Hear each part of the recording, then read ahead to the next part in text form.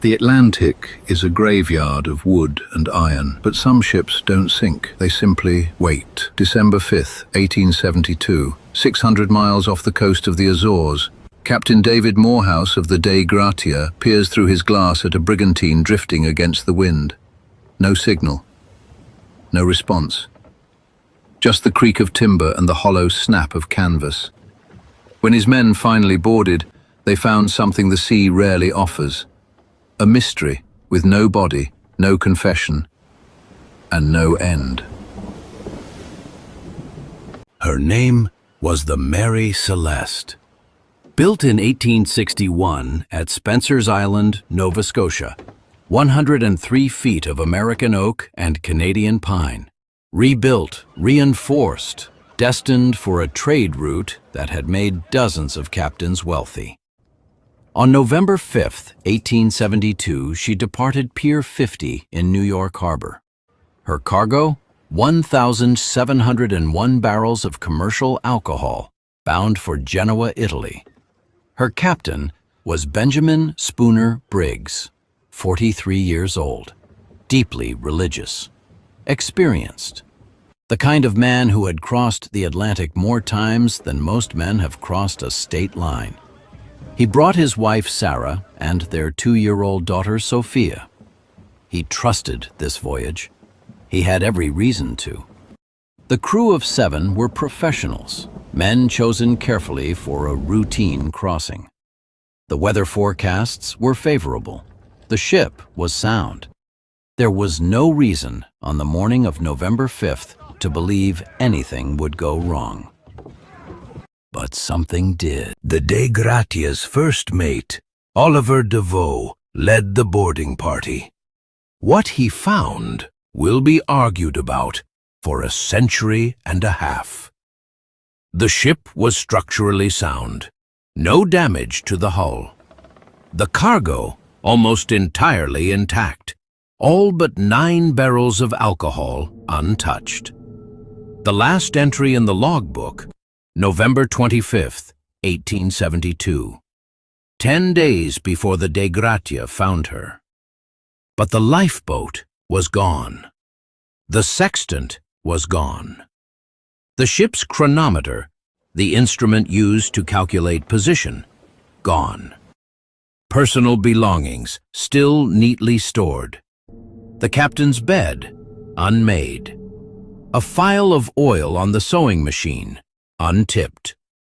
Whatever happened, happened quickly, and it didn't involve a struggle. The Admiralty Court convened in Gibraltar. The judge, Sir James Cochrane, was suspicious. The Mary Celeste had been worth very little, but her cargo was insured for a fortune. And who stood to claim the salvage prize? Captain Morehouse, the very man who had dined with Captain Briggs just days before their departure. Was it a conspiracy? A cold, calculated fraud? Briggs and Morehouse staging an abandonment for insurance money? The court could not prove it, but it took months to exonerate the Dei Gratia's crew. Suspicion clung to them long after. In the century and a half since, the Mary Celeste has attracted every kind of theory the human mind can produce. The rational explanations first. A seismic sea wave, a seaquake, could explain a sudden panicked abandonment with no physical damage to the hull. The Atlantic is tectonically active in that region. A violent underwater tremor could have felt, to a frightened crew, like the ship was breaking apart. More compelling, perhaps, is the alcohol vapor theory. 9 barrels were found empty, leaking. Commercial alcohol evaporates rapidly. In an enclosed hold, in a wooden ship, the build-up of invisible, odorless vapor could have caused a pressure explosion, loud, violent, terrifying, but brief, producing no fire, leaving no mark on the hull, just fear. If the crew abandoned ship in the lifeboat, tethering themselves to the Mary Celeste by a line, and that line snapped, they would have drifted away from a ship that was, in fact, perfectly seaworthy. Then there are the theories that science cannot address. In 1884, a young writer named Arthur Conan Doyle, years before he invented Sherlock Holmes, published a fictional account of the Mary Celeste. He changed the name and invented a supernatural cause. He was so convincing that for decades, readers believed his fiction was fact. The myth grew. Giant squids, freak waterspouts, sea monsters, Bermuda Triangle mythology, a classification that didn't even exist until the 1960s, and which places the Mary Celeste thousands of miles from where she actually was. These stories tell us something important, not about what happened to the crew, but about our relationship with the ocean. We need the mystery to be inexplicable, because the alternative, a panicked crew, a snapped tow rope, the cruel indifference of the sea, is somehow worse. Modern research has narrowed the field. In 2002, a television documentary commissioned by Channel 4 recruited scientists and maritime historians to test the leading theories. The alcohol vapor hypothesis survived every test. A controlled experiment with period-accurate barrels produced exactly the kind of pressure event, explosive but flameless, that could have driven experienced sailors overboard in terror. Research also pointed to a faulty bilge pump. The ship's pump was broken, meaning the crew may have falsely believed they were taking on catastrophic amounts of water, when in fact the ship was sound. The Mary Celeste ran aground off Haiti in 1885. Her final captain was using her in an insurance fraud scheme.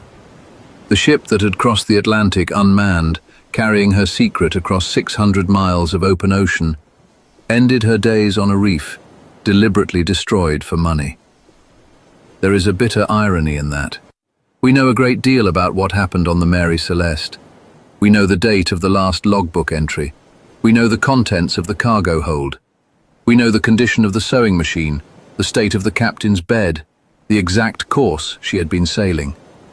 What we do not know, what we cannot know, is the moment, the exact second when Captain Benjamin Briggs looked at something, the sea, the sky, the instruments, his wife's face, and made the decision that sealed the fate of 10 people. That decision, whatever it was, lasted perhaps a few hours. The mystery it created has lasted 150 years. The ocean keeps its secrets well. The Mary Celeste, the greatest maritime mystery ever.